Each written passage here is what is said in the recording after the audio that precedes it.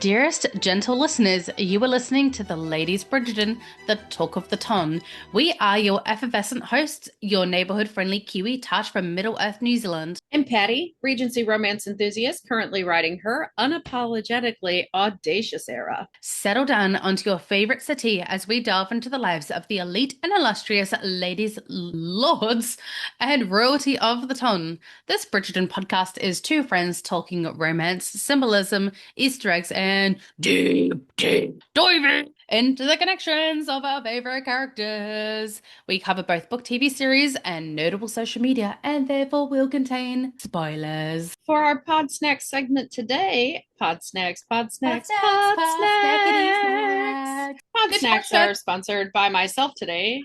Natasha can actually eat snacks. Are her gums hurting? Yes. Does she need to go to the dentist tomorrow to go get her wisdom teeth assessed because they're still bleeding? Yes. Is she gonna eat her favorite Australian? Did she eat a bacon muffin from McDonald's already? Yes. Does it hurt to open my drawer that far? Yes. But snacks will be snacks and they must be consumed. I've gone too long without. Snacks be snacking. Snacks. Ow. We talking Penelope, are we already?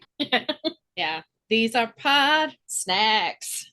That was my segue into today's episode. Well, my pod snacks today are mango slices from Costco. So it's a huge thing. I'm so excited because I have, of course, my ADHD plethora of drink. My dad has been sending me pictures. I've already complained to Kay about this. My dad is in Australia at the moment for the last 3 weeks, and he has been sending me watermelons, 88 cents a kilo watermelons. In New Zealand, it's like, well, one, you can't even get them this time of year, and two, it's like $20 a kilo, not 88 cents. Like, rude dad.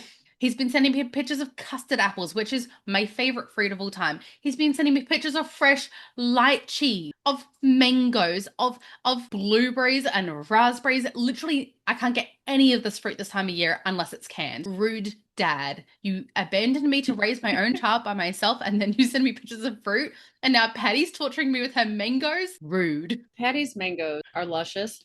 I bet they are. And they're very big. It's a huge container. I mean, they're not quite a melon. But speaking of melons, let's get into today's episode. This has been a much anticipated one. Yes, it is official. Today we honor our word and we do a deep analysis of Penelope Bridgerton, née Featherington. Could she have truly been Portia's favorite daughter once upon a time? And how many clues did we get in the first episode alone that she was Lady Whistledown? Let's dig into the details on our favorite scandal sheet Shakespeare, shall we? I am so excited. Before we jump into today's episode, we have Luke Newton with a scandalous new haircut. He has buzz cut, but I actually think it's really rocking. Like, it's working for him. I love the looks, but I think that this is quite a high fashion voguey kind of look he's got going. Yes, it's for an ad campaign for Boss, and I'm just like, chef's kiss. Like, I love the curls, but damn, honestly. A very high fashion. And then in other Bridgerton actors news this week, we had one of my favorite crossovers, which is Amelia. I can't pronounce her last name. It's a whole thing. But she does the chicken shop dates, which she basically she does these deadpan, super autistic-y coded, but I think it's very intentional. Yeah. Like she's very intentionally creepily flirting with people. Yeah. Like it's hilarious. And she played off Johnny very well because she came off like, if you think of old school, she uses all the Lewis lines and from Martin, his movies. Like Dean Martin and Jerry Lewis, like because she plays it so deadpan straight, like Johnny comes off like goofy funny. Right? Yes. It was so funny. I think they had really good chemistry, and I love how she's like, I think we've got really good chemistry, and he's like, yeah, but like it's not gonna work out. Like, you're missing some really fundamental things. Yeah, but then he turns around on another interview and says he and ScarJo are in serious little lust for each other. Which is just adorable. Honestly, go watch the interview, Chicken Shop Date, Johnny Bailey, Amelia, hilarious. It will just make your day because it's awkward and cute and funny and Johnny Bailey to a T. Oh, and I just want to throw out there, Lady Charmed Life from TikTok has been pushing the Pollen content, like especially Colin Bridgerton, like content recently. And she posted the best TikTok. It was the 3 best action props for Luke Newton as Colin Bridgerton. And it was number 3 was the rope, number 2 was the ring, and number 1 was the belt. Oh, of course it was. And I was like, yeah, I got some trauma around belts, but Luke Newton, like, you can slap me with that belt anytime. Like, he saved me thousands in therapy. And going back to a chicken shop date, the most hilarious part is that Amelia is trying to like hustle herself a role on Bridgerton, and Johnny Bailey's like, I don't have the power to do that, but if I did, you would 100% be like the spinster. And I'm like, that's a bird, that's a Barb. What a Barb, Bailey! What a Barb Bailey should be on a t-shirt. Yeah, what a Barb, Bailey. Okay, now we must make haste into today's episode.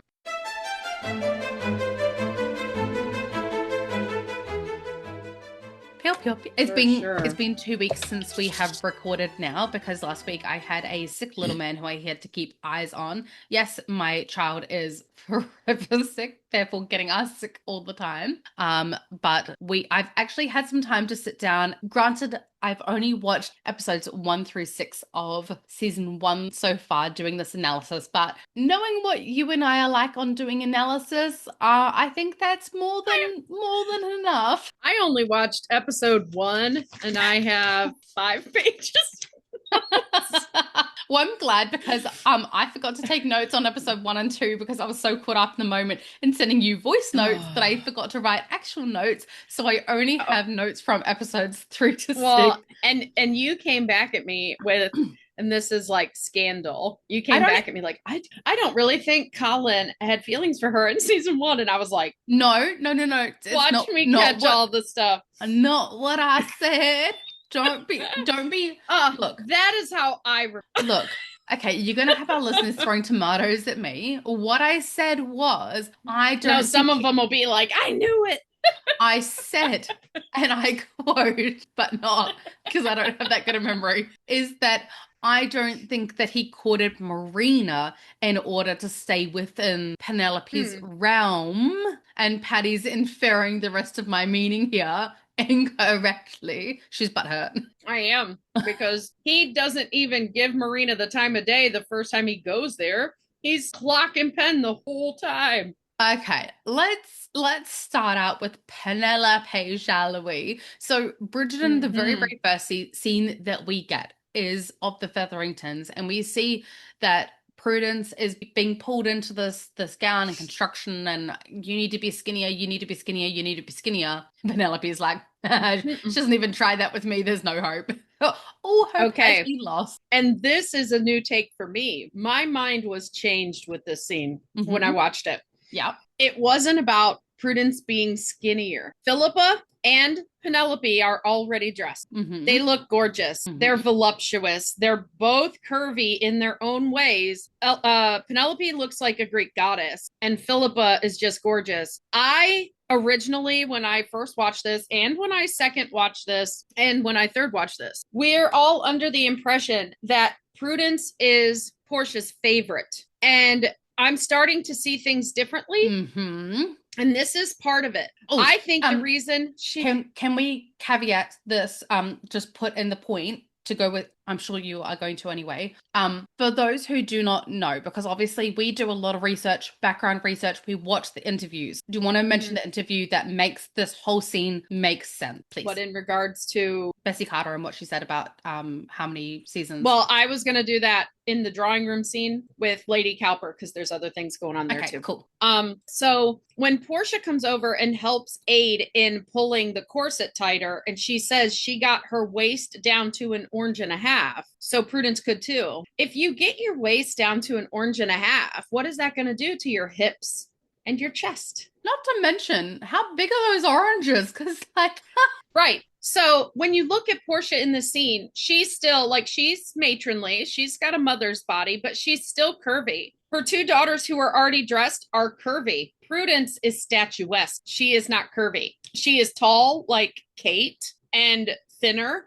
And I think her mother, because, you know, and I'm bringing it up now, but I will explain it all in the drawing room scene. She is in her third year on the marriage mark. So I think that Portia is starting to feel the pains of Lady Bennet having all of her daughters out. And she's got to hurry up and get the older married. So she is attempting to make her more curvaceous to be more attractive, not skinnier, not looking more like I did this so I know she can do this. And I think we get a look into Portia's mindset of like she feels like she's pudgier, bigger, and I think that plays into how she kind of treats Penelope too. Her own insecurities, but yes, but I think she's focused on Prudence because Prudence has been out already. And you can see, you know, talking about Penelope and her relationships with her sisters, and like Philippa really admires her by the end of season 3. Her and Philippa were very similar in this scene. Like they're looking at their mother with shock and disgust before Penelope goes, "Is she to breathe, mama?" Like Philippa's looking like, and she's standing the same way she did when the queen walked into the wedding breakfast. She's all leaned over. You know how they the whole saying nothing tastes as good as skinny feels. It's just like Portia's version of this is air doesn't taste as good as skinny feels. Yeah, Carnival chocolate melting cake does. But Portia's like, breathing's overrated if you feel skinny. Oh, for sure. But in this scene, like I had always looked at it as her focus was on Prudence, so that must be who her favorite is. But I think she has insecurities and they play out on all of her daughters. Yeah. And I'm starting to believe that Penelope was and continues to be her favorite. And I have reasons behind that when we get there. Yeah. But this kind of shows like just another perspective on how she's playing out that same Portia criticism on Prudence as well. Yeah, I think when you look at it through the guy, like when you just look at it at surface value, I can see where people were confused when we said, oh, you know, whatever we had said, and that was in due to the part that Prudence her third season. But when you look at it through the guise of Portia has now gone through 2 seasons with her, it does change your perspective of how things play out. You know, her putting all this pressure, you need to be as skinny as possible, you need to be primmed and proper. And we thought that she was trying to make Prudence in her image, but it's more like, and keep in mind, this is also through the guise of someone who doesn't believe in marrying for love. So in Portia's mind, you have to be perfect because they are marrying you to be a pretty mental piece, essentially. And so if you're not perfect, if you're not prim, if you're not polished, if you are not skinny and, you know, and amenable, they're kind of the same thing. I was like, maybe amiable. And I think that much like we see later in the drawing room with Lady Cowper when Marina walks in and you see that look on Portia's face, like, oh no, like she's going to outshine my girls. I think when Philippa got dressed and when Penelope got dressed, she was like, Prudence doesn't stand a chance against these two, like in her mind, because she was more curvy when she was younger. Yes. And that's how she attracted a man. So she started being more critical of Prudence at that point in time. Yes. And then I would like to point out too, if we want to get real close and looky-loo, Penelope's debut dress, all around the collar, yes, is little jewels that are butterflies. Like there's a butterfly in the center, and then butterfly wings, like looking butterfly wings over here. Which isn't it funny that her sleeves are flower petals. Isn't it funny that she is the only one who is dressed Featherington themed? Because as we've said in the past, as the Bridgertons are represented by the lovely little bumblebee, a lovely bee, the Featheringtons are represented by the butterfly.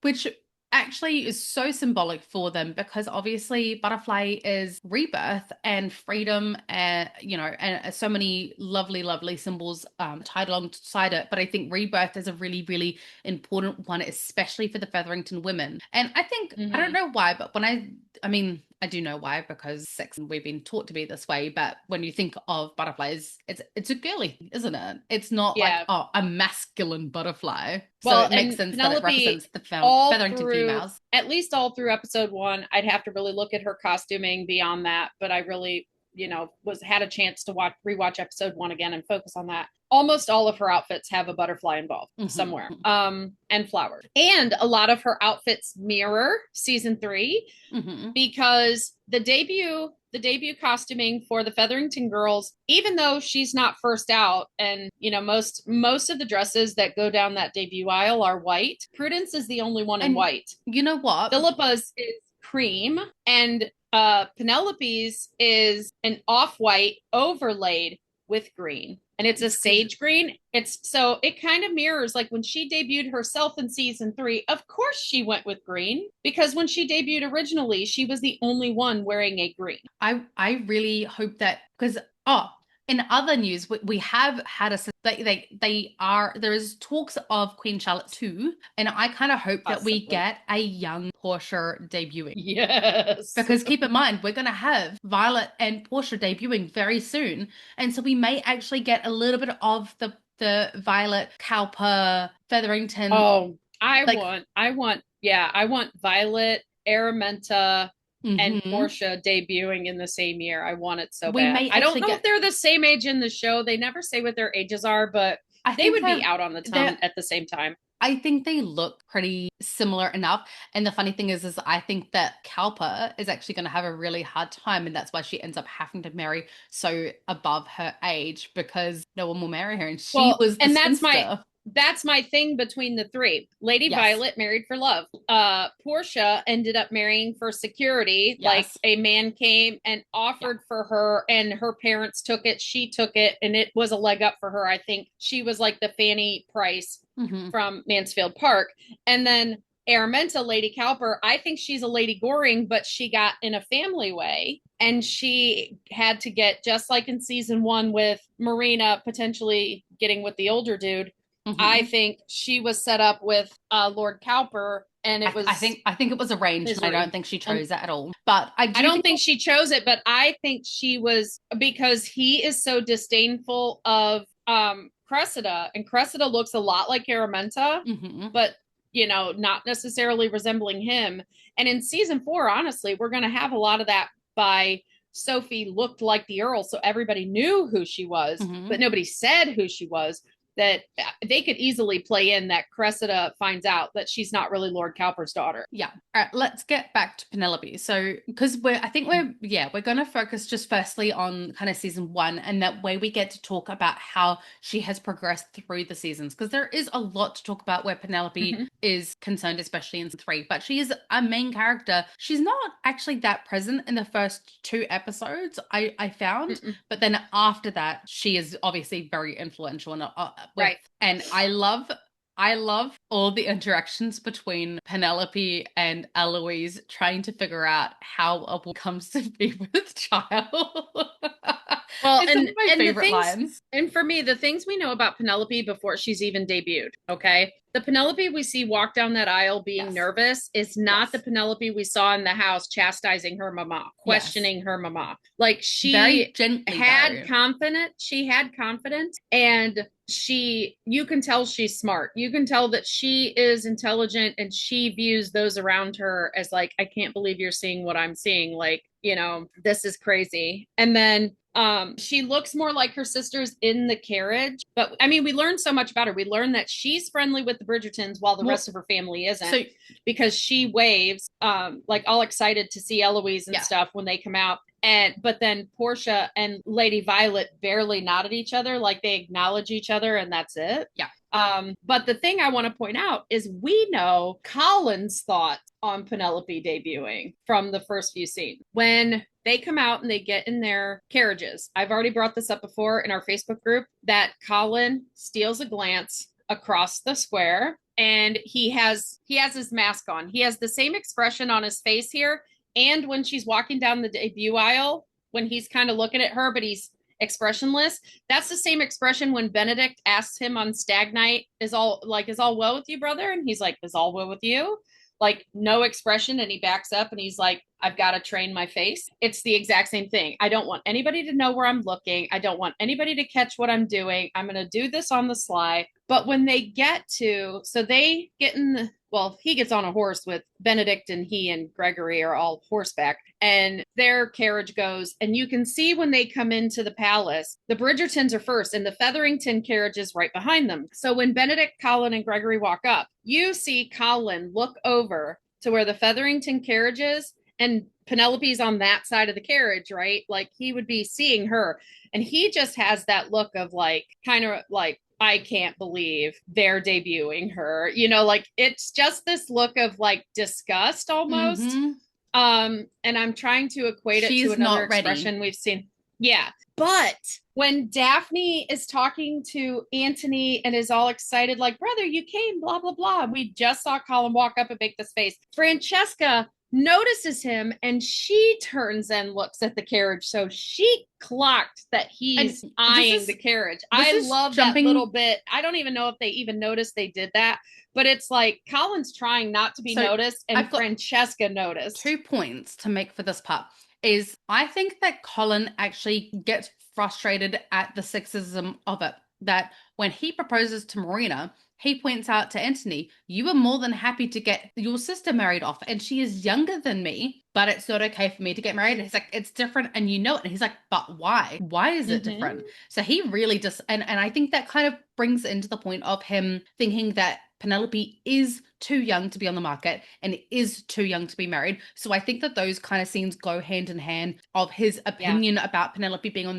the mark so young. Because you know he's what we always say, side stories play into the main story, even though they are them. I digress. And then the second part is I want to point out that there's a big flaw in the season from the book, and the translation from the book just doesn't, it passes off. And if you're just a casual watcher, I don't think anyone notices or thinks too much into it. But, and we will do a separate episode at some point on Lady Whistledown specifically, but this part plays into her debut, so I want to mention it now. So before Penelope even debuts, we have Lady Whistledown reading, and it's like, well, Penelope started Lady Whistledown in her first year on the ton, yes, but it wasn't like before she was on the ton. It's a little bit unrealistic to expect that she's collected all this information when she was 15 years old, not even on the ton yet, and being able to go and find any mail in the printers and whatever. It doesn't matter if she had pin money or not. I just don't foresee a grown man wanting to work with a 15-year-old girl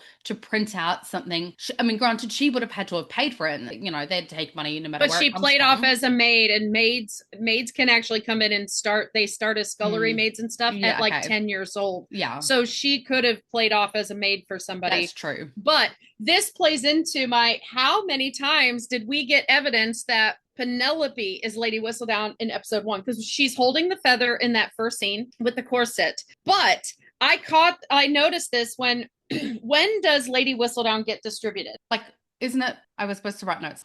It's after the debut. You see all the little kids running around, the couriers handing out the Whistledown, right? Mm-hmm. But when the Bridgertons and the Featheringtons are walking out of their houses, Eloise picks up Whistledown off of their stoop. It's on the hand, like it's not a handrail because it's stone, but you know what I mean, where you would set your hand going up.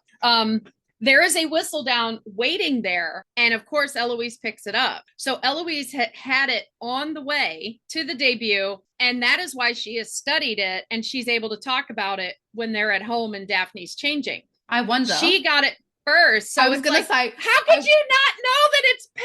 And she dropped I wonder it off whether for you. she hand delivered it over, or had one of the maids hand deliver it over to Eloise, wanting her to be the first one that got to read it. Yeah, right. But that's what I'm saying. Like, look at how much she's always she loves that Eloise loves Whistledown, and she. Remember, like I talked about, like it was obvious she was trying to help Eloise guess, but she wanted Eloise to guess. She didn't want to tell her, and she knew she was hoping Eloise would figure it out, because she left the biggest clue. It was distributed all over the ton after the debut, but Eloise had it beforehand. If Eloise knew from season 1, it would have played out so differently. But that is one of the big things that I do want to talk about when we do this Penelope analysis. Penelope's not just one person. She is a culmination of all the people in her life, and they have all framed her in different ways. And one of the biggest themes that I've actually noticed in rewatching season 1 is we all talk about how beautiful the relationship between Eloise and Penelope is, but I actually realized how big the strain was in their relationship, even from season 1. Time and time again,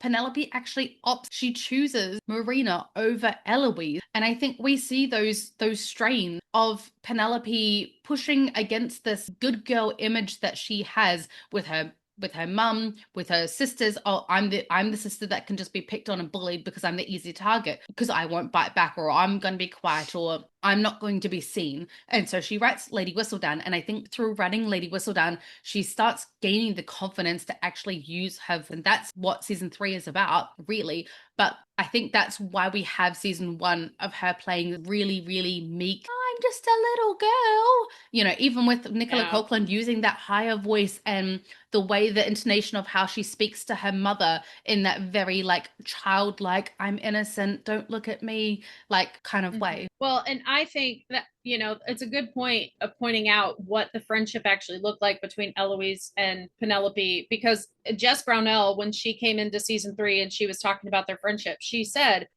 we need to see their friendship mature. And everybody goes through that point in time where they have a childhood friend, and can it survive? You know, they start out as friends because of proximity. These girls are across the street from each other. Yes, they have things in common. And we know in season 1 that Eloise writes, because she talks to Benedict and says, my writing in my journal is just writing. But my writing, when I practice, I'm practicing writing. Well, and like, keep in mind, you know, how you're talking about friendships needing to evolve with time and change and everything. Eloise is our little ADHD neurospicy queen. I hate change, hate it. And she is a lot more neurospicy than I am. And I think that even just in Penelope changing, she fights against that because it's hard for her, because this isn't what I've come to expect of our friendship. I do this and I expect this as a result. And when that dynamic changes, it's hard. She was written and fashioned after Josephine March from Little Women. And Josephine March was very, I would say, pretty neurospicy too. And she didn't want to change. Understatement. She didn't want to go from child to adult. She didn't like seeing Meg get married. She did not like that Laurie was attempting to court her. And their friendship would change. Yeah, there was so much there. And Eloise is very much like her. And I think her trajectory in the books actually plays to Josephine March well, because when everybody starts marrying off and she finally gets to that point, like maybe it could be me, and she ends up with Mr. Bear, who is a professor. Just saying. And what is Sir Philip?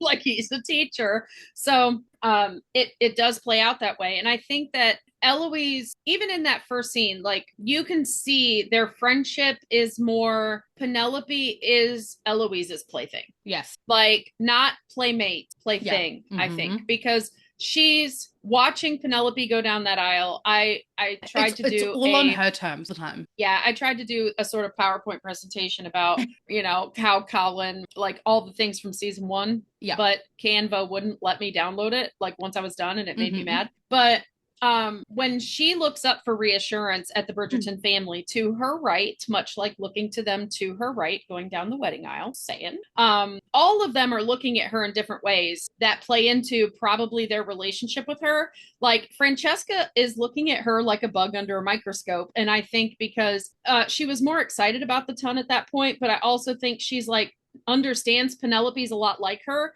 and she's seeing how Penelope handles it, right? Eloise looks like this is her own version of hell. She is watching Penelope do it, and she's like, oh my gosh, I could never do that. Like, she's cringing. It's like she's living it, even though it's Penelope living it. And I think that's very much their dynamic. She can't be empathetic. It's not an empathy thing. Yes, she's feeling what she assumes Penelope's feeling. But Penelope isn't feeling it like Eloise is No. expressing it. When we see Penelope walking, I was gonna say down the aisle, that's not quite right. When we see Penelope walking down the red carpet, essentially. The debut aisles. Yeah, the pretty debut much. aisle. Like, she just looks curious, like, this is a beautiful room. Like, what's going on here? Like, she doesn't look actually nervous. It's more of, When she oh, first this is walks in, interesting. she's nervous. Yes, but like, Yeah, when she first walks in, she's nervous and she looks up at the Bridgerton. And again, Francesca's looking at her like she's a bug under a microscope. Eloise looks like she's about to vomit. She's like, ugh, oh my gosh. Yeah. But Colin gives Colin her the has on reassuring- that mask. He's got that. All he had to do was nod, and it would have been little- exactly the wedding. He just has the smallest little reassuring. You can do this. If anyone looked at him, nobody would guess he was giving her any kind of encouragement. But now that we know the kind of closeness their friendship actually had and that they were friends in childhood, micro expressions, he doesn't want anyone else to see it, but he's giving her encouragement and she gets encouragement. She did not get encouragement from the look that was on Eloise's face. It is straight up from Colin. For her. And then she's looking around and she's curious and her mom swats her butt in front of everyone. Yes. And then, we jump over to the Bridgertons later on and Eloise is like, oh, I must go and visit Penelope after that disastrous debut. And it's like, Eloise makes assumptions of how Penelope's feeling based on how Eloise feels. So Eloise is more projecting rather than feeling empathy. Yeah, because I'm like, realistically, Prudence had a disastrous, and yes, I guess Philippa and Penelope by association, but not really. I mean, the Queen is petty enough to. But we also assume that Eloise is talking about Prudence fainting. But women are prone to hysterics. What if Eloise is talking about her walk down the aisle, entering and having everybody look at her? Well, especially because Penelope's got she's got the little legs, so she's got the kind of the and she's really like pushed up. Like she's gone from girl to woman, right? And looking like a Greek goddess. You can't tell me Colin is not looking at her because he is. And that is the part that Eloise has the visceral reaction over, like how awkward Penelope looks when she first comes in. I can tell the time because you're hourglass. Yeah. Wow. and then she watches Portia swat Penelope's butt like she's a toddler in front of everyone. Eloise probably at that point. Portia's behavior that was more embarrassing than anything. Yes. Penelope knowing how Portia is and knowing how or Eloise knowing how Penelope feels about Portia at this point in their friendship, she probably is like, I've got to go visit her because all of that was disastrous. Eloise probably dissociated and didn't even remember that Prudence fainted because everything up to that point was mortifying for her. For her, like not even Penelope, for her. Because she imagined herself like, this is my version of hell. Oh, she definitely gets secondhand embarrassment on behalf of others. Oh, yeah. Yeah. And you can even see like when Daphne comes through, like the look on her face is still like, okay, she can do it, but I'm still not doing it. Like, but that's because it's not a thing. She thinks that Daphne is perfect, but in the most imperfect kind of way. Like, this is what she was bred to do. Let her do her thing. This is gross, you know? Well, and we kind of play like, and this is the power of media. This was the intention. Like, we watch Eloise's relationship with Daphne and how it's kind of antagonistic. And it is in a loving way. We see it over time be more of a loving conversation. And it's a reflection of Penelope and her sisters. And I think that Eloise doesn't understand the level of abuse that Penelope actually goes through at the hands of her sisters. Yeah. She is assuming it is like Daphne and it is good natured. Yeah. But it's not. And I think Colin did too. I think Colin assumed. I don't think you were allowed to talk about those things back then because that was feelings. We don't talk about feelings. Well, and Eloise visits Penelope more in season 1 than she does ever. Yes. And she actually has dates with her. Like she has set appointments where she's going to Penelope's house to spend time with Penelope, which I find funny because remember how the Cowpers had such an issue with Eloise showing up at calling hour? Yes. But guess when Eloise was supposed to go visit Penelope? Calling hour. That's because Penelope and Violet promoted it. Penelope has no hope. Penelope has no suitors. And Eloise wanted to go and visit her knowing she was not going to have suitors. Yeah. But that just happens to be the same day that Colin shows up and he doesn't show up all week long. And if we look at framing of how courtship works. We know in season 3 that the lesser lords come out first. I think that Violet sent Eloise over during calling hour with Marina there, knowing that, hey, my daughter's going to have to be exposed to it. She can't escape. I think she also sent her over because even though she doesn't necessarily know that much, she knew Colin was going over there, and she wanted a little spy to see what was going on with Colin, and that's why that's when you sent Hyacinth. That's why we needed. No, Hyacinth is too young, but I bet that's why she sent. That's why she thought it was only a mere flirtation, because Eloise would have taken back the information that he didn't even talk to Marina. He only talked to Pen. No, that's what I was saying. That's why we needed Hyacinth to have her best friend next door, and then it would have been Hyacinth because we needed Felicity. Get all the goss. Felicity, right. Where are you? But I think that up until this point, Eloise is her friend, yes, but they're friends by proximity. They're friends because they both read. And I think that Penelope wants Eloise to see her as intelligent. And I think that's why she started Lady Whistledown, because it was incredibly... To impress... I think she started Lady Whistledown to impress Eloise. I think she thought Eloise would know it was her right away and would get the joke. Yes. That she's calling everyone out. That was one of my favorite scenes, actually, is Eloise and Penelope walking down the market, and Eloise being like, oh, Lady Whistledown will have it so good in life. She won't have to be, doing all these things. She's free. She can do whatever she wants with that level of wealth.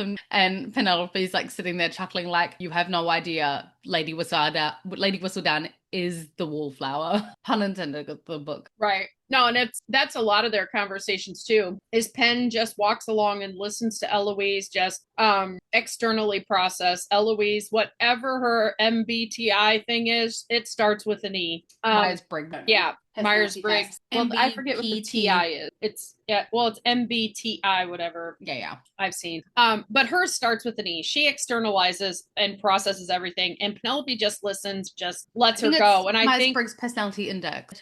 It's not a P, it's a T. So Myers-Briggs something index. I think index. But I think that their friendship is Eloise talks, Penelope listens, and Penelope's learned over time that there's no point in piping up really because Eloise just will keep going. And I think she had intended to tell her about Whistledown, but when she saw how everybody kind of latched onto Whistledown and jumped on it. MBTI, type index. Yeah, type index. Okay. I think that she decided to keep Whistledown a secret from even Eloise when she decided that she was going to call out the queen. Like, I think she called out the queen, found out that became a big deal, and then she's like, I can't tell Eloise because nobody can know. Nobody can know it's me. It can't get to the queen. I don't want Eloise getting caught up in this and getting in trouble. If anyone gets in trouble with the queen, it'll be me. Because she started writing, she got cocky, called out the queen, even though she's the one who named the diamond. She ends up calling out the queen for it because to her, it's just writing, right? She's practicing writing. And then that created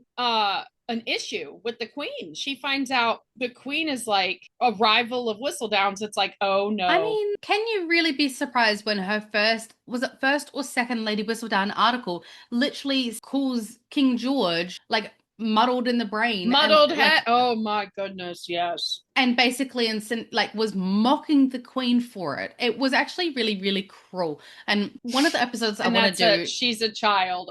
When I heard that, and we know it's her after the fact. In my rewatch, I'm like, kid. She has no idea the pain that the queen's going through. And one of the episodes that I want to do in the future is I want to actually go through and print out every single Lady Whistledown article that we have read through. That's one of our projects. Yep. It's one of our projects. It's just a long-term project because I don't ever have time.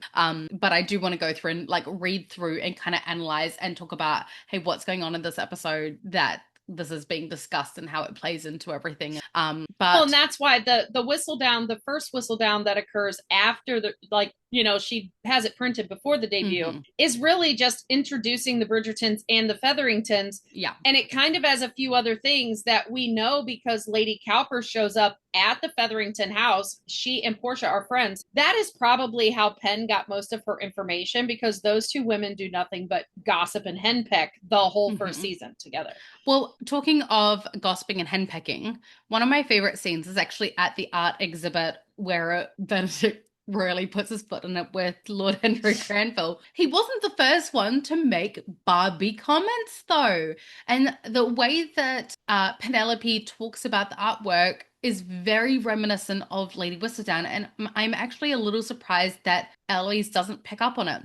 So at the art exhibit, you've got Penelope and Eloise, sitting in front of this artwork, and Penelope says that it seems so familiar, and yet she's never seen it before. As in, it's so generic that she feels like she's seen it a million times, and yet she's never actually seen this specific one. And Eloise tacks on that is because it was painted by a man who sees women but nothing but objects. And I love these two because that's when you don't capture the soul or something. And I think that's what Benedict was kind of trying to point out with Lord Henry Granville's, is that he painted a fine artwork and it was to likeness and whatever. But if you don't, there's no feeling in it. Where's the feeling? If you don't put your heart and soul and whatnot into it, because it's just generic and the subject is not what he's actually attracted to. Yes. Yeah. So and that all plays in. But here's another reason that I think Eloise should have known Penelope was Whistledown, besides talking like Whistledown right there. Yes. Another reason she should have known, and this is jumping season 1, season 3, when we get the first Whistledown and she reads off that line, a female scribbler is like a rabid dog or whatever she says. Yes. She goes, let this author show you her teeth.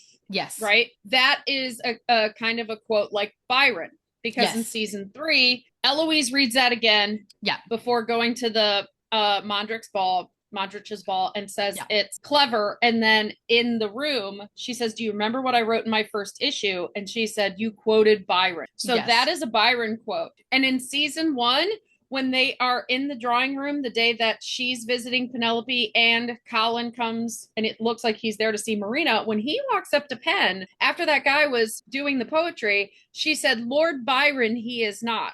So my guess is she was recently reading Byron. So that is why Byron gets quoted, right? And Eloise, being her best friend and always asking, should have known it was her. I get my own free copy before anyone else has one this morning, and it's got a Byron quote in it. Yeah. You're not a very good friend. I don't want to say like not a good friend, like she doesn't notice things, but I mean like they're friends by proximity. They're friends by proximity, and they do have reading in common. But Eloise she underestimates her friends because she thinks everybody should think like her. She doesn't get to know the real Penelope until season 3. But I also think that is partly Penelope's fault I think it's let me rephrase. That is part of Penelope's conditioning, is to hide the real her to survive in her household. So conditioning, not fault. Sorry, let me rephrase. Well, and I think growing up in the household she did, it was probably safer to be invisible because she was the butt of a lot of barks. And I think in Bridgerton house, being Eloise's friend, she loved having a friend. Well, that she loved having a safe space. Yes. So she people pleased a lot in the early years of their friendship because she was afraid of losing that.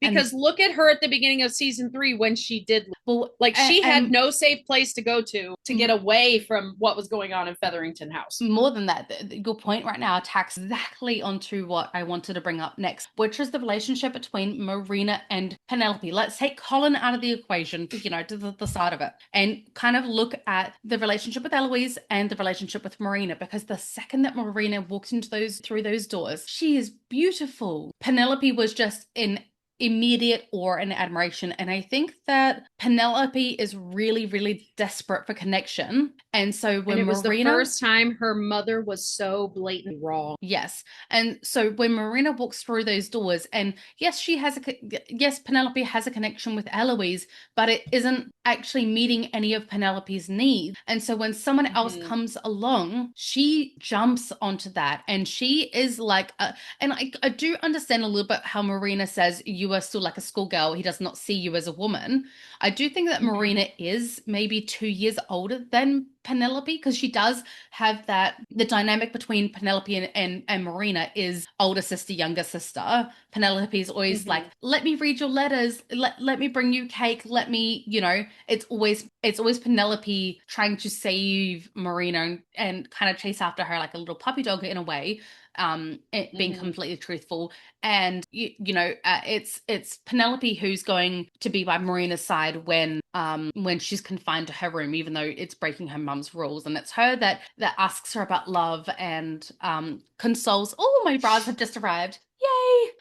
Sorry, my post arrived with my thing. Yeah, so it was Penelope always chasing kind of Marina. And it's not to say, like, I think Marina genuinely did care for Penelope when it suited her needs.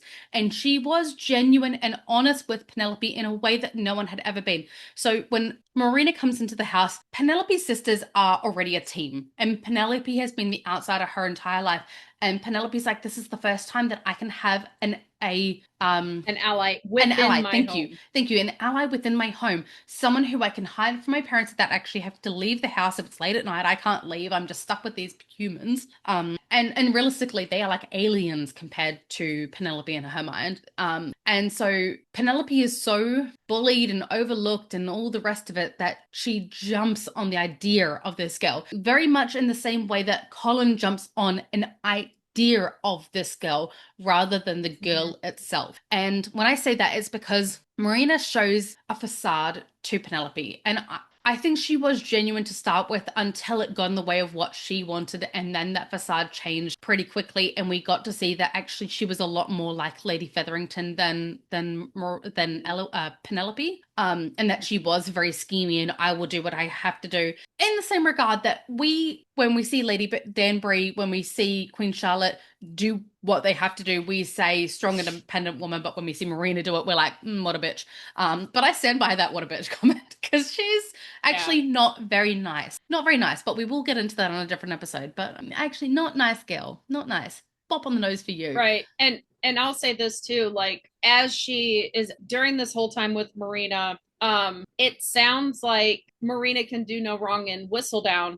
But there's a couple of things at play here, I think, because we see her admonish her mother in the very first scene. Yes. Like, it gives Lizzie Bennet, like, oh my gosh, my mother is so ridiculous, right? So I think she views her mother as ridiculous. She doesn't agree with her methods. Marina is the first manifestation for her that, oh my gosh, she told us all these lies and none of them are true. Like, she's beautiful, she's poised, she's giving, like, she's had some training, right? Like, she's putting on that performance. And Eloise, if you watch Eloise in the scene when she introduces Lady Whistledown to the Bridgerton ladies, the girls of the house, and they start getting all giggly over Daphne's name being mentioned and everything, Eloise is just doing the Eloise rolling of her eyes and smiling like, oh my gosh, they're so vapid. And we know, like, she probably has discussed this with Penelope, like, oh my goodness, that I think Penelope realized what Whistledown could do at that point. And she starts elevating the Featheringtons through her writing, talking about Marina, but she does it to get her mother's goat. She does. Kind of like she played with her mother first before she turned on the queen. I think when she started seeing that what she was saying was drawing the attention of Colin, because there's that line about Colin Bridgerton's going to sweep her off her pretty little feet, which is really sarcasm, but it didn't get read that way by Julie Andrews. It sounds a lot sweeter coming out of Julie Andrews' Keep in mind mouth. that in the same regard that Penelope also knows the way that the ton works. The Duke shows Daphne interest, all the men come flocking. If Lady Whistledown shows Marina interest, all the other men will come flocking and give her options. Well, and here's what I find funny, because they said at the beginning and there's a few things about the ton that I found interesting in regards to Marina herself, considering she's dubious first. She's a distant cousin. That's all we know, right? That was what my hand was up for. Okay. We know that she's not a distant cousin. She's not a cousin at all, because I think that Archibald just owed someone money, and so he used the excuse of her being a cousin in order to trick his wife into supporting this woman. But when she is trying to say, give me till Saturday to get a proposal out of Colin Bridgerton. And she says, from what I can understand, the Bridgertons are a very powerful family. If I marry Colin Bridgerton, that will connect you to what I know to be is a very powerful family. She doesn't say you will then be related to through marriage. She says because you everybody will be thinks that she's a cousin. Yes. Yes. So that tells me very much that that even Marina knows they're not related at all. That's why she's saying connection. And then when she's wording. And then when she's saying to Penelope, you and Eloise are like sisters, she doesn't say you and I are cousins and I'll be married to Colin. She doesn't say that. She says we will be like sisters. So she's trying to create a familial connection that does not previously exist. Yes. Yep. And speaking of some wording, because I think that, Penelope starts using Whistledown first to antagonize her mother. She kind of likes that, and then she kind of antagonizes the queen, and I think she got a little in her head there. But when we look at the wording of things, so we're going to kind of scooch back a little bit to the drawing room scene where Lady Cowper is visiting the Featheringtons. And honestly, if you look at the entirety of 3 seasons, this is the only time we see the Featheringtons actually have a guest. Lady Cowper visits twice. It's later in season 1, because it's still season 1. Yes. And it's only Lady Cowper ever. Like, she has no other friend. And Lady Cowper's really just there. They're frenemies more than anything. And they're basically just, they gossip nastily and they put each other down. But look at the Featherington house when they have her as a guest. Like, she's from one of the most reputable families in town, right? There's food everywhere. There is a huge thing of oranges, and you can only have that many oranges if there's an orangery. They don't have an orangery, so they bought those. And they have a huge tray of macarons. Maybe that's how their hair is so orange. Yeah. There's food and a tea set next to Lady Cowper by the sofas, the settees. There's food over at the table where Prudence and Philippa are. There's food everywhere. And when they're coming out of their house to go to the debut, they have just too shy of the same number of servants that the Bridgertons have coming out of that house. So they have a ton of servants. They are showing their money. But Archibald's already a gambler. So it shows the kind of money they had in the beginning, or that they were showing off because they were debuting the girls. Because they were so new to money, I think neither of them actually knew how to handle money. And Archibald didn't know how to curb his wife's spending. So I think even if he hadn't had a gambling issue, I think they actually still would have gone bankrupt because of Portia's spending. Because she was spending well beyond her means to try and keep up with families like the Cowpers. She went through the money really fast in season 3, because they go from having 10 servants at the beginning to only having Ray, Barley, and the 2 footmen by the end of season, or the end of episode 4. Yeah, really. So their servants just disappear. Yeah. No idea. She had no plan. But the wording, like in this scene, there's tons of food everywhere. And when they're talking about Lady Whistledown, and Portia's like, she doesn't know anything. And I think this is purposeful, because Penn jumps up immediately and says, but you could only have 3. When we learn that Penelope is Lady Whistledown and we look back at that, we're like, oh, she was trying to get out of the ton. She wanted to make it true.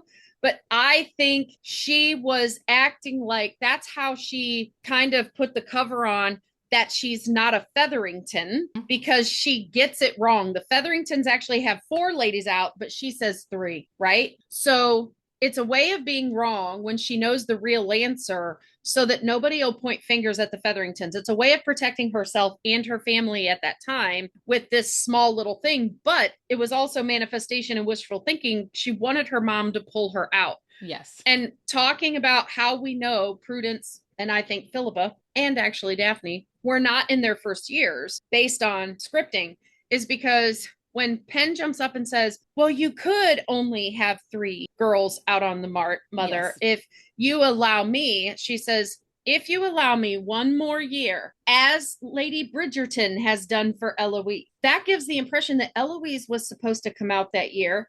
and that was her year. And Daphne's older than her, which means Daphne would have already been out at least 1 year. And we know from Daphne's book, Daphne was in her third year in the book, and she wasn't getting suitors because she was basically a tomboy and friends with everyone. No, I don't think it was definitely Daphne's first year because she had no idea how to interact with. I think Phoebe Deniver played it off like it was her first year, and that was like a flub in scripting. But because Portia turns to Lady Cowper and says, also Penelope, the amount of pressure that Violet puts on Anthony and is like, your sister's been out for this many weeks now or whatever. If this was your father, he would have made arrangements with one of his friends by now. She would have said that a whole season ago if that were the case. I honestly, well, there was no season ago. This was the first season. No, I know, but I think for Daphne, that was definitely Daphne's first season. Yes, Phoebe Deniver definitely played it like especially at that ball where she says, "Oh, I had no idea." Like she's so naive about how things work, and stuff. That they definitely played it off, but I don't think they originally were going to. No, and that's why this scripting was like this. I think the thing, because the true only first debutante, like first year originally in the scripting, it seems to me, was Penelope. But as they played it differently, they just forgot to tweak that part of the script. But they left in the very important thing in the Featherington household where Portia turns to Lady Cowper and says, Penelope is just a little bit nervous because this is her very first season. Yes. Which tells us it's not Prudence's very first season and it's not Philippa's very first season. Did you want to bring up now the interview and explain? Well, and we already knew this because there's an interview. I can't remember if it was from season 1 or season 2, but it was Bessie Carter talking about some of her backstory and how they, how would she feel being in her third year? She's going into her third year and her sister coming behind her gets a suitor first. Like she had to play that, like she would have been very jealous, like she was skipped over, and you can see her expression when he comes in. Yeah, she's not happy. It's gonna be me. Yeah, but I don't even think, like, scripting wise, that they were saying that it was Philippa's first year. I think it was skipping over the older sister to go off with the sister you want. Princess or bare minimum. Bare minimum. And speaking of, I had one too that I had said to someone else and I totally forgot to write it down. Bringing a wingman to hang out with you so that he can court your sister. Bare minimum or princess? Princess. He's like, let's get this girl happy so she'll leave me alone. Yeah, I need her to be happy so I can see her happy. And oh wait, she's kind of cute. Darn it. That girl vexes that's me. That's a reference to shorts. Anyway, so the wording there is that this is, we see the evidence that it's not Prudence's first time out, that she didn't debut 3 girls at a time, which is why it's another faux pas on the Featheringtons that she's very allowed all of her girls out, I find it funny. Which is also another reason, though, why Penelope wasn't sought after by suitors, because they already knew, hey, this family doesn't do things the way that they're supposed to do. They were already tainted from the get-go. And I think that Finchy is sweet and naive enough. I don't know if naive is the right word, but he doesn't care about the rules. He cares about the vibe. And so for him, he didn't care. The family he came from was not prestigious at all. No. And he could and they had multiple sons because he was only a mister. So he could get away with falling in love with someone who was not. Yes. Yeah. But Penelope already had a few Mars against her. She was underage. Well, technically underage, right on the cusp of underage. And her mother was her mother. And they didn't follow the rules of the town, and. So Penelope had a lot of Mars and everybody thought her and Colin had an understanding. I think that's there. I think it very much screamed, and he avoided her at the first ball, but when he's dancing with that, like, when we see Penelope, okay, first of all, Lady Cowper when Lady Cowper's over and Penelope gets up and says, hey, you could skip me altogether. I'm cool with that. She is wearing a a pink dress with the yellow overlay, and Oh, it's stitched in flowers, and she's got a bow with a butterfly in her that's hair.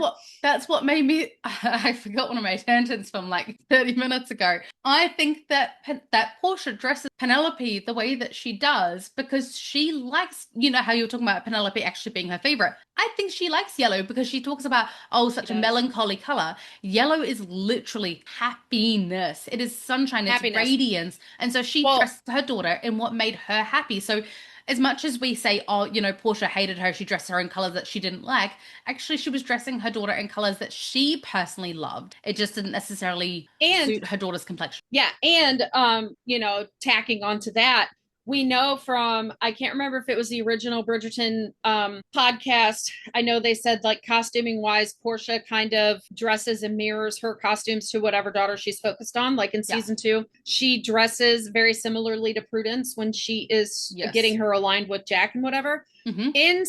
In episode 1, when they're in the drawing room with Lady Cowper, and you look at all the Pen is wearing the pink dress with the yellow stitching, and Philippa has like a magenta-y, like pinky, like magenta purpley color, and Prudence is wearing like a teal turquoise color with a darker pink than what Pen is wearing. And when you look at Portia's dress, it is flowers, a mixture of all those colors. There's yellow, there's teal, there's magenta, all in that dress. So she is actually matching all of her daughters. But when you look at the Featheringtons at home, when they're getting their little facials, and when she says, is she so high in her instep that she can't put on her own shoes? Portia's in a bright yellow, Penelope yellow robe. Like her colors she chooses to wear when she is the most comfortable, because gals, pajama time is when we're most comfortable. She is in Penelope yellow. She loves yellow. She puts her daughter in yellow. I think Penelope is truly her favorite daughter, like who she feels is the most like her. And I was just talking to Kay about this today on our jaunt we went on. I think in season 1, her focus was originally mostly Prudence, like critically. And we know she was going to present Penelope to the Duke, because when she says, this is my daughter Prudence, this is my daughter Philippa, and then you see her look around and she does that like, hey, I'm missing one. Oh no, my daughter's hiding again. Yeah, we know like Penelope's gone and she can't find her. You know and what she it just reminded continues. me of? And it goes along with the story of Duck Goose. I think she thinks that she's a mother duck, and wherever she goes, that her daughters will just follow. And then she realizes she's lost her duckling, and she's like, "Hey, wait a minute." Well, and Why she isn't she just following? saw all of the. Well, and I think this is typical mother in a crowded room. Like she saw all of her daughters together and she's like, excuse me, I got to go get my daughters. And then she sees the Duke and she ushers them over to the Duke. And then, well, she was right here. Like, where did she go? And I think it is. She's desperate to get all 3 of her daughters introduced to the Duke before he sees Marina. Mm-hmm. Because she's like, I'm sick of having to compete my own girls against her. But I want to point out, the most confident that Penelope appears in season 1 is actually in this first episode, in her interactions with her mother. And in that drawing room, when she's trying to bow out of the season, she is wearing a pink dress overstitched, like with an overlay of yellow. Do you notice that in season 1, she's very tentative, like she's trying to manipulate her mum by playing this coy, innocent, anything you say, mum, but did you think about possibly this? Like, this might be something that you want to think about. But whereas in season 3, she's like, mum, no. Like, there's no beating around the bush anymore. She's just tired of her. Yeah, she's just tired of her mother.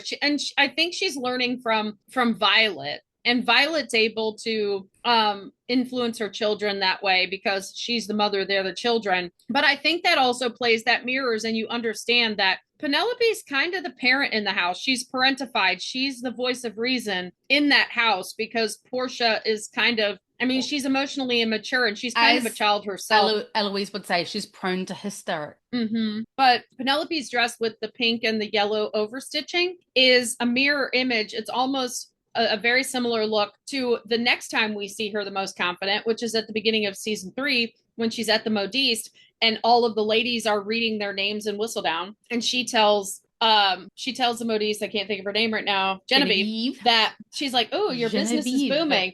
And she goes, as is yours. She's wearing the same kind of dress. It's yellow. I think this time though, it's yellow with pink stitching, but it's very similar. And then, of course, when we get to that first ball, she's in that gold dress with the butterfly on the bodice. Yeah. Which I also, if you look real close, it's a little bee body. It's a bee body butterfly. Lots of alliteration there. Bee body. But when she's yearning from the wall towards Colin dancing with somebody else, when he first spins around his partner, he sees his partner. But when he spins around again, he is looking over her head towards Penelope. You see him looking. And then as he's coming around, he gets all like smirky and his head goes down. Like, you know, he's glad my that girl's he caught watching Penelope. me. Yeah, she thinks I'm cool. She sees me dancing. She'll see me like a suitor now. Like, I totally think there's some of that at play. Like, he may not fully understand his feelings, but he knows there's something there. I think he loved, and I said this to you, I think that Colin loved Penelope the whole time. I think that in his mind, he had just disassociated that love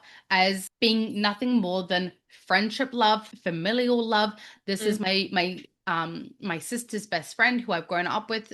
She's like family to me, so of course I love her. And then the more he spends time with her, and I mean, this is a thing. There's plenty of people in your life who you love, and then but doesn't mean they'll make a good relation wife or good spouse or whatever. Well, but even for myself with Stephen, we were friends for years first, and I was like, no, like good friend, nothing more. And then as I got to know him, I realized, hey, actually it is more. And it's not that I didn't know him the whole time. It's just that in my mind, I had put him in a box. And so once you put someone in a box, it's just hard to take them out of that box and relabel the box, because I like my labels. I like my spreadsheets. I like things to you don't like change. I don't like change. So I think that that's very much Colin, as I think that he put Penelope in a certain box and he loved that box and he took care of that box and he protected that box, but he didn't realize the box was mislabeled. I think too, looking through his reactions to things with her, like in that first dance, him seeing her watching him, he enjoyed that. He got a thrill.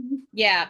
And then, him walking up to her at the Trowbridge ball and him walking up to her at her own house. Like he did not say a word to Marina. He didn't barely look at Marina until he was leaving, and he bowed to her, and he even bowed to her in a kind of awkward way. Like he's like, oh yeah, you're here kind of thing. Because he was just watching Penelope the whole time while she was holding that dog, and he's probably wondering, where did she get that dog? Did somebody give her that dog? And he made a joke with her, or she made a joke, and he's like, yeah, like he loves her vibe. Like he just came off like, yeah, she talked to me. It kind of was that vibe of, oh, she talked to me and she's encouraging me. Like he just gets heady from it. And then when he could protect her, when he saved her from Cressida and he takes her to the front of the dance floor and he looks, like you see him look. When he takes her up to that dance floor, watch him. He looks around. I want to make sure everybody's watching me. I wonder if part of him feels a little bit retroactively angry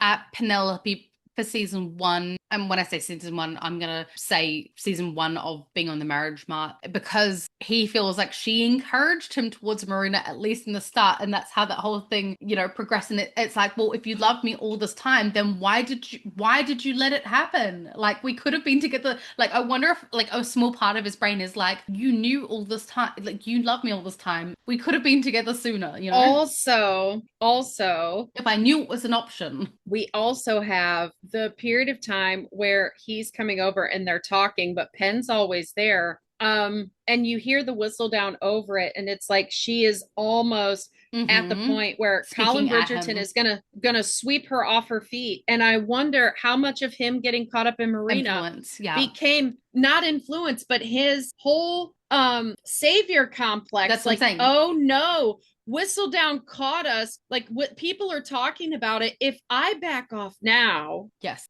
like I can't back off. He was influenced by Penelope this entire time, whether through herself or Lady Whistledown. It was Penelope on the dance floor.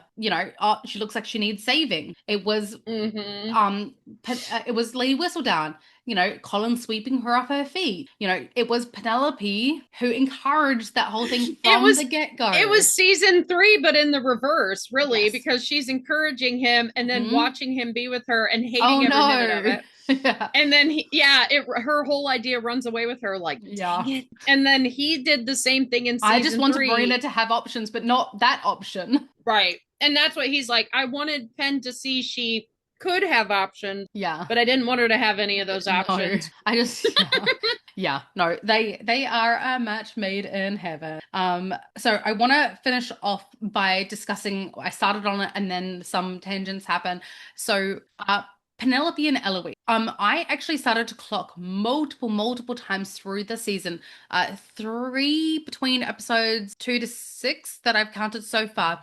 In practice, through episodes 2 to 6, I counted 3 separate times in which Eloise wanted to make plans with Penelope, or they were spent standing together talking or whatnot. So one of them being Penelope and Eloise are talking at a ball or event, I can't remember off the top of my head, and Lord Middlethorpe, the original guy who was going to potentially marry Marina, I think he was the one that had the soldier's teeth. I can't recall though.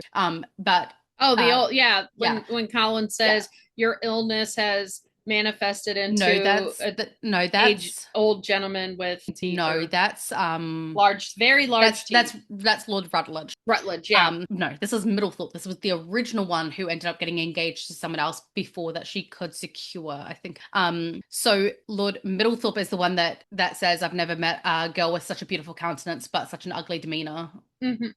Or ugly countenance or whatever. Beautiful face but ugly countenance. As Portia is dragging Marina over, Penelope and Eloise are talking, and Penelope's immediately like, oh, sorry, I've got to bow out of this conversation. Marina needs me. And then a secondary time is Marina finds out about George. Well, George writing the letters, but it was really Portia, but in her mind it was George. And she's heartbroken and she doesn't want to leave the house. She doesn't want to go to the ball. And Penelope offers like, well, would you like me to stay with you? And then we find out the plans that she actually had was to go out shopping. Oh, sorry. She was meant to be going out shopping with Eloise, because in the literal next scene, she's walking through the markets with Eloise as Eloise chats about Lady Whistledown, and she's having a good little chuckle about it. But literally, she was going to bow out of her plans that she'd made with Eloise to stay and comfort Marina. And then it happens again a third time. Well, yeah, and we also get the not everyone can be a pretty man. Yes. I know. But isn't that kind of typical though, when we get swept up into like, Marina's kind of, I'm not going to say narcissistic, but she's very selfish and self-centered. Yeah, I think she's a little bit narcissistic because she flips onto manipulation and kind of cruelty very, very quickly, and then gaslights Penelope as if Penelope's doing something wrong by not wanting Marina to marry. Like, she, instead of acknowledging that she is having any wrongdoing, she is throwing it back in Penelope's face. What, should I marry a bad man? Right. Very similar to the conversation at the beginning of season 3 with Francesca and the debutantes of like, oh, maybe he could be kind. And they're like, oh, well, who wants to marry an unkind man? Yes. Like turning what she said, because what she said sounded like what everyone else said, but they turned it on her because it was Livingston. Like, she turned it on her to make her sound like she said something. Yeah, like she said something awkward.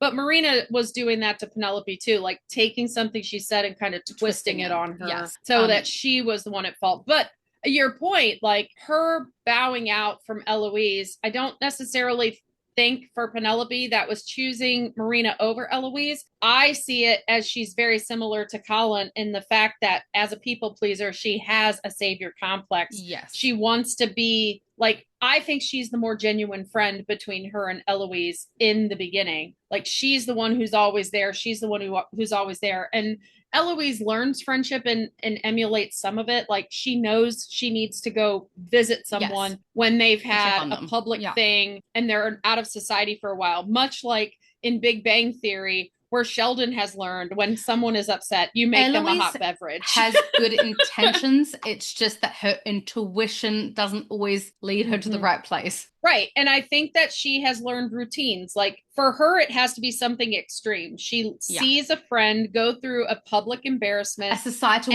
rule that is and then she explicit. doesn't see them for a while. She then goes and visits to check on them. That's her thing. It happens in multiple scenarios and multiple seasons. It can't be things that Eloise has to infer. It has to be an outright obvious thing. Right. And to me, it comes off like something she had to be taught, much like Sheldon got taught by his mother that when somebody's upset, you make them a hot beverage. You know, like, Sheldon, have you made her a hot beverage yet? So I think Eloise starts singing to Penelope, soft kitty, warm kitty, little ball of fur. Well, this is Regency, so it'd be sorrows, prayers, little ball prayers. of prayer. Yeah. So I think that over time, like, I think Penelope taught Eloise some of the how to be a friend. I think Eloise is more like, or Penelope is more like Colin, though. Like, she sees somebody who needs saving and she wants to save them. I mean, okay, look at both of us though. Were we perfect friends at 16, or we were very emotionally, like, I know that myself personally, I have big feelings and I had a savior complex, and I know that I dove in and tried to fix everyone's problems for them. But sometimes people just want an ear and they don't want someone to fix their problems. They want to fix it themselves, but they want to feel supported. Yes, and I very much grew up in a home. I very much grew up in a home where, you know, you earned love. Yes. So I am that friend. Like, if I sat down several of my friends in front of you right now and you ask them what makes Patty a good friend, it's going to be something like, I don't care what time of day I call. And like, this is coming from one of my best friends. I don't care what time of day I call, middle of the night, doesn't matter. She always answers the phone, right? I have been called in literal middle of the night and had to find her a taxi because she was hanging out with some people, newly made friends that abandoned her somewhere. She didn't know where she was. So, you know, and other people like, I know that if I have something I need done and I've asked around, I've asked everyone, Patty always says yes. Patty always jumps and runs. Patty always whatever. And that's the kind of friend I was really at 16. It was like, to feel like I was worth them being my friend, you know, I had to be that valuable. Friend. Like, yes. And I think Penelope has that same complex because let me bring you cakes. Let me stay home with you. I will abandon my plans to support you. I will do anything for you. I will give up. Well, I mean, and no matter what she was going through, give up. She wasn't willing to give up Colin. That was her limit. Yeah. And no matter what she was going, the night that Eloise showed up at her house, she still came down to, like, she put her needs aside for her friend. Make sure it wasn't something important. Yes. And that's why she got so frustrated, because it was trivial. Like, don't come at me in the middle of the night when I'm obviously upset and you don't even notice. You know what I mean? For your trivial business. And I think that this is the first time that Eloise has ever actually seen Penelope stand up to her. And you can tell that she is really, really hurt and shocked by it. And it's not to say that she didn't deserve it. She did. She needed the wake up call. She was being very oblivious. Penelope tried multiple times and Eloise just kept barreling through because it was special interest time. But and you said you've watched through episode 6. So when we have the pretty Bridgerton line, this is something that plays into how Penelope is as a friend and how Colin and Eloise are when it comes to repairing after an argument. I'm remembering it as, and I haven't done a rewatch in a bit. I've only rewatched it one. But did you see the repair where they start talking again? Because if I'm remembering it correctly, I feel like Eloise kind of just waits and lets it blow over. Like, there's no real repair. Yeah. It's kind of very similar to the whole of season 3, where there's jabs and she doesn't know how to come back to good. And then Penelope saves her, and then all of a sudden it's fine, right? Yeah. And I kind of think that that's how Eloise is a friend. Eloise doesn't know how to repair, really. And I don't think Colin knows how to repair. I think because they have such a large family, you can get sidetracked by other family members while you're mad at a family member. I think that Marina played into the scene. I mean, obviously, but Marina played Yeah. into the scene a lot more than what Eloise even realizes at the moment. Because obviously, Penelope is sitting there feeling like, well, I'm not even an option to Colin. He just sees me as a sister. Like that's literally what she's just.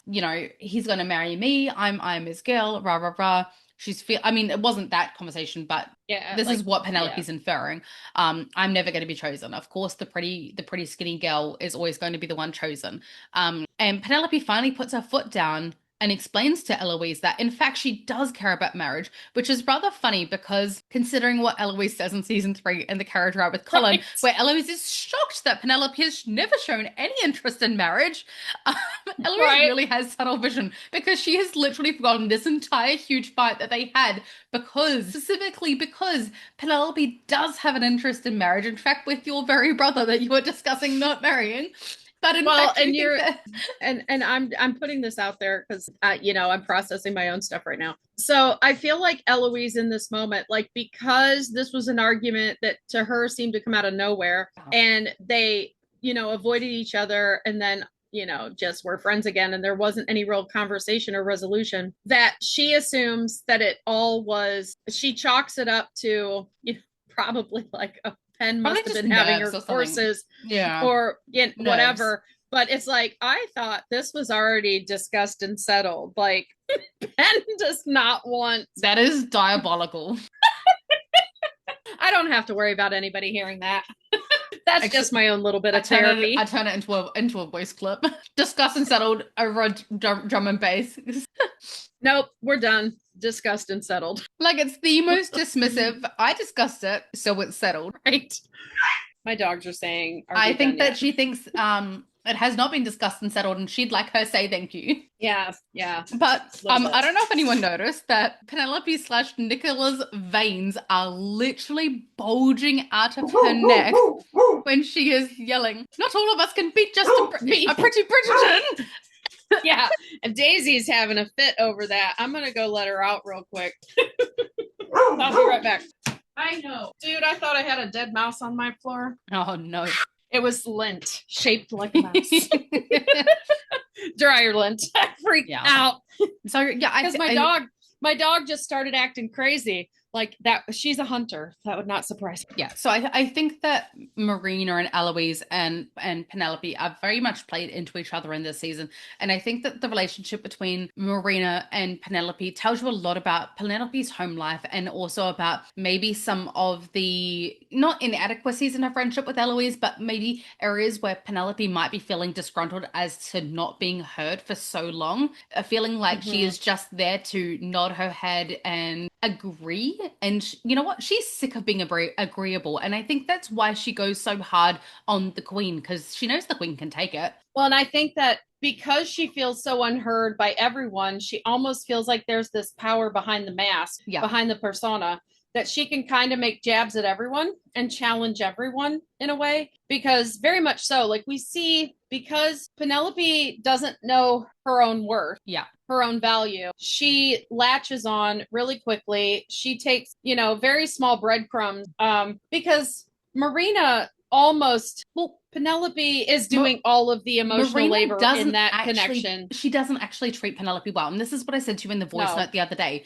Marina, I mean, like, and this goes along with our shorts, bare minimum versus best friend. Okay, we should do one like that. Marina puts in the bare minimum amount of effort, and I feel like the effort that she does put into Penelope is actually still all about her. It's her talking about her love with George. Until Rutledge. It's not really until Rutledge that she really leans on Penn as a friend, and it's really to save her from having to hang out with old men. Yes, and again, using Penelope, not mutual caring, not mutual friendship, none of that. She's not actually kind to Penelope. Penelope's just there and she takes advantage of that kindness, but she's not a true friend to Penelope. At no point do we actually see her protecting Penelope. We don't see her making barbs at Penelope's sisters or her defending Penelope to Portia. We don't see any of it being mutual. We don't see her supporting her friend. Oh, your sister just picked on you. Let me support you and be kind back to you. It is all about how it services Marina and her needs, which is one of the reasons why I don't like her. And at least we see Eloise go, I need to go visit Penelope because her debut was awful. Like, she speaks highly of Penelope when Penelope's not around. Yes. She's got tunnel vision when it comes to the friendship, but a lot of friendships by proximity, they hit that time frame where both friends are like, one doesn't want the friendship to change, like it's always gone in their favor, and one is kind of like, are we really friends? And I think that's where Penelope's at. Like, she's out on the ton now. She sees how women are with each other, and she's worried about her and Eloise's friendship, I think, a little bit. And she latches onto Marina to make a new friend. Well, and it does she thinks she's making a new friend. She thinks she's making a new friend, but it's not. And Cressida's treating her terribly. No. You know how Cressida's mom says in season 3, women are not your friends, they are your competition. Yeah. And I think that was a little bit of Penelope's lesson in season 1 was, you may think that they are your friend, but it doesn't mean they have your best interests at heart, and they will stamp over you to get what they need. Cressida learned that with Daphne, not that they were friends either, but you know what I mean? Like, it is a dog eat dog world out there.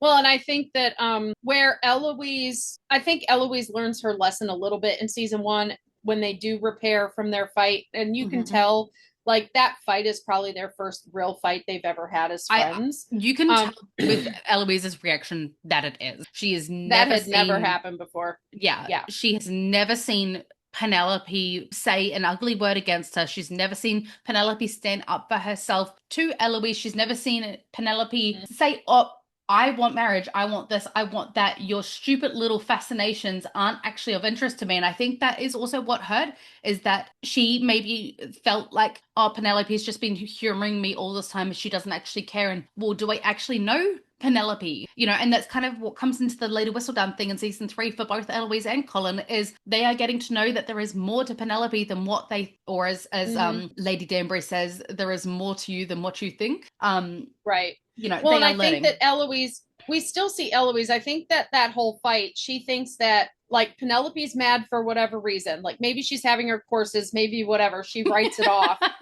You know, she writes it off as something. And, she only said what she said because it was what I was wanting to talk about. So she says something negative.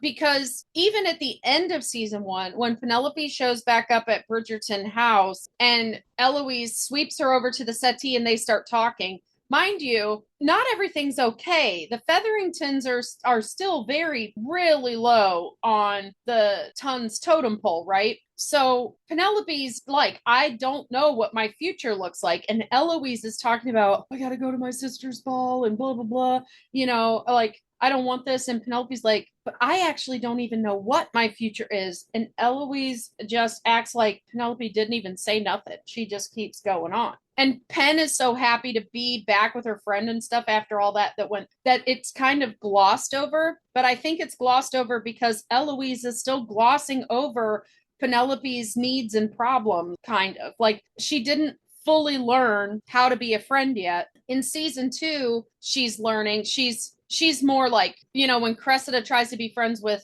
Eloise in season 2, and Eloise is like, I would rather die. No, thank you. That's seen as loyalty toward Pen, but I also think it's Cressida is the ton. Cressida is the marriage mark, right? Side tangent on that exact point. I just saw the funniest thing in the Bridgerton page is some guy try to slip into a girl's DMs and be like, wow, you're so hot. And she sent that exact clip of I would rather die. Face, I would rather die as a response. I'm like, yes, queen.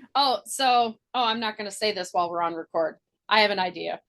So I think, though, that while that's looked at kind of like how Colin protected, because we have the season 1 Colin standing up to Cressida kind of for Penelope, a lot of people saw that as the same thing. But I honestly think that Eloise looks at Cressida like Cressida is the establishment. Like, she is the worst parts of the establishment. So she's like, I would rather die. And that is why Cressida is the friend she makes in season 3, because she says, you know, I lost the battle, you know, and I I just want to be on the right side of the war. So she's choosing the side of the establishment. She is a rebel who is choosing the side of the establishment.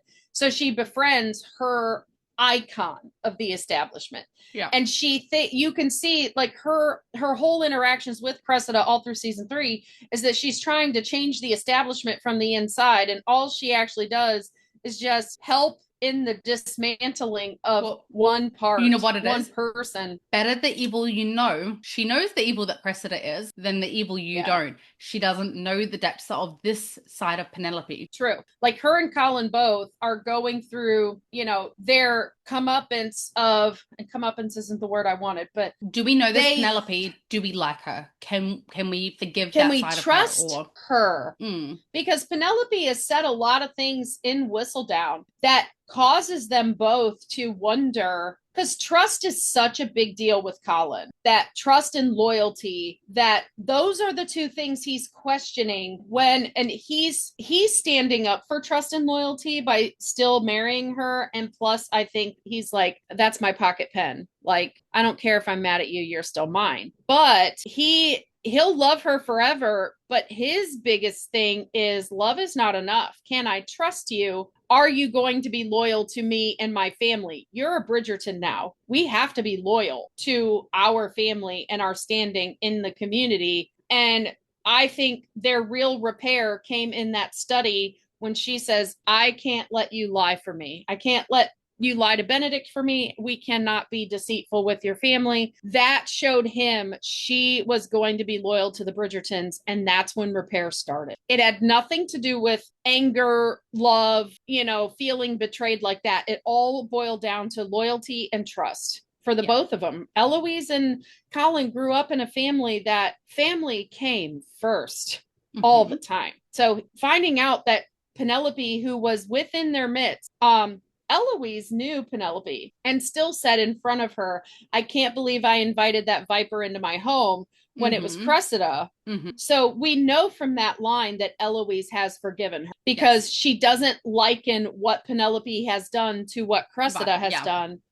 But Colin did up until the letters. And he realizes that it's just Pen's love of writing. But we will not so much what she was writing. Yeah. So on that note, for today, we're going to wrap it here, but we will continue on probably the end of season 1 and maybe in the start of season 2's Penelope, because I think it's really important to look at her progression. So this was just the baby startings of Penelope and Lady Whistledown. And then after we finish this analysis, why Whistledown became a thing, I think, for Pen is what we kind of discussed today. After we finish our Penelope analysis, we are actually going to be returning to our season 3 part 2 second half episodes.